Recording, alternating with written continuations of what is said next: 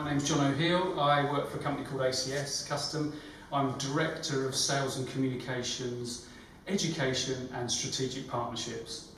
What a lot of people working in the entertainment industry, musicians, teachers working in music and working in various musical environments don't actually understand the levels of sound that the environments that they're working in, and also this compared to their exposure times and how loud music can be in different environments. So we all know that maybe in a nightclub it's going to be very, very loud, but you could still be at risk in a rehearsal room or in a classroom teaching pipes or marching snare drum.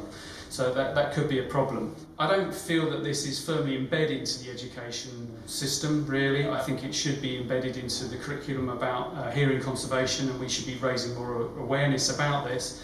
I think it's very important so the next generation of music makers and music lovers are informed. So rule of thumb in terms of sound pressure levels, basically what you need to remember is that it's a 3 dB increase in sound pressure is twice as loud.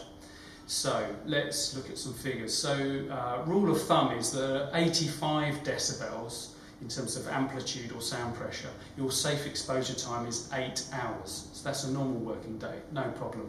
And this is in line with the noise at work regulations under the Health and Safety at Work Act. For every 3 dB increase in sound pressure, it's twice as loud, so you should halve your exposure time. So you've gone from 8 hours, 85 dB. If you go up to 88 dB, you then go to 4 hours, 91, 2, etc, etc. So when you get to around 97 to 100 decibels, you're looking at between 15 and 30 minutes safe exposure time. Now, how does that relate to the damage that can be done?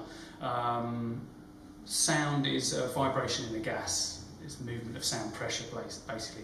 Those vibrations go down the auditory canal or the ear canal and hit the tympanic membrane or the eardrum, which is a very delicate piece of skin, like the skin of a drum, hence its name, tympanic, as in timpani, stretched over the end of the ear canal. And that vibrates when those vibrations in the air hit that. There's a 3-bone small lever system at the back of the eardrum that translates those vibrations to a small plunger on what's called the oval window on the front of the cochlea. This actually increases the amplitude of those vibrations and sends those vibrations through this little plunger into the cochlea, which is a tube. It's actually 2 tubes filled with fluid. It's curled up, looks like a snail, and that sits in the inner ear, actually inside the skull. So those vibrations travel along the cochlea through this fluid. It's actually 2 tubes, and there's a membrane down the centre which has just under 16,000 sensory hair cells moving in the fluid like blades of grass or wheat or barley blowing in the wind in a field. And as these vibrations go over the sensory hair cells, they excite the sensory hair cells, send a nerve impulse through the cochlear nerve, through the auditory nerve to the brain. And that's how you hear. So in actual fact, you don't hear with your ears, you hear with your brain.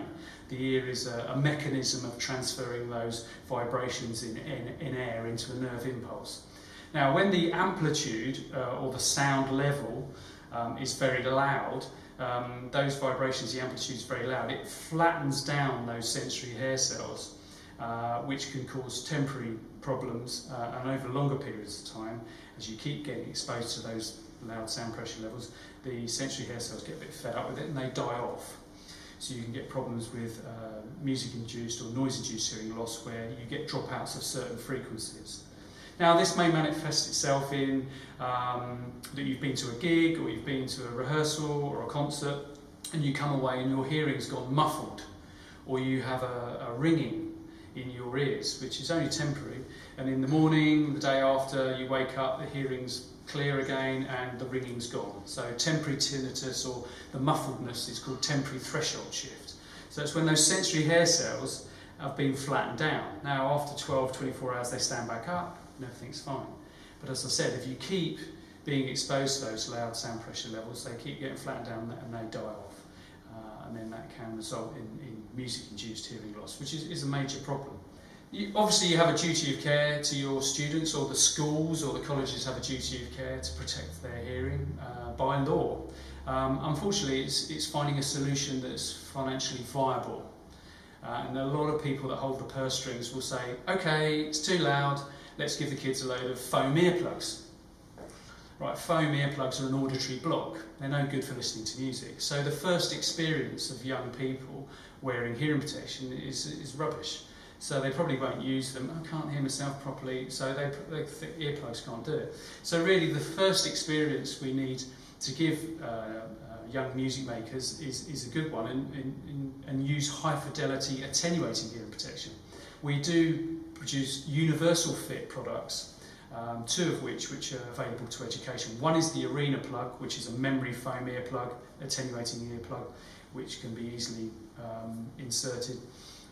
Very cheap, about £3 each, but it's an attenuating hearing protector, and we do 2 levels of attenuation for those. Or the Picato, which is a universal fit earbud. It comes in a range of two bud sizes, so good for younger children and older as well. And it has a neck cord, which is very important. So in a classroom environment, they're playing and then the teacher wants to talk to them, they can take their earbuds out, have them dangling around their neck instead of putting them down, losing them. There's also a hygiene problem with that. And it comes with a nice little squeezy pouch as well, which is great. But we can supply those to education, depending on the quantities, at over 50-60% off, basically. The ethos of ACS as a company, in terms of hearing protection, is firmly embedded into raising awareness about hearing conservation. We work very closely with the British Tinnitus Association and Help Musicians UK. We want to support education, the education sector, in supplying good quality hearing protection, which is why we're doing major discounts. So even for custom hearing protection, which tutors may be interested in, we do 20% off. So you've gone from £139 to £111, okay? And also we work closely with Harley Street Hearing and the Help Musicians UK charity in the Hearing Health Scheme. So you can apply through the charity to fund a hearing test and one-to-one consultancy with Harley Street Hearing, and also you get a pair of custom earplugs, all for £40, which is great. You can apply online. So if you're serious about sound, you really should be looking after your hearing and using some form of high fidelity hearing protection so you can play safe now, so you can still hear tomorrow.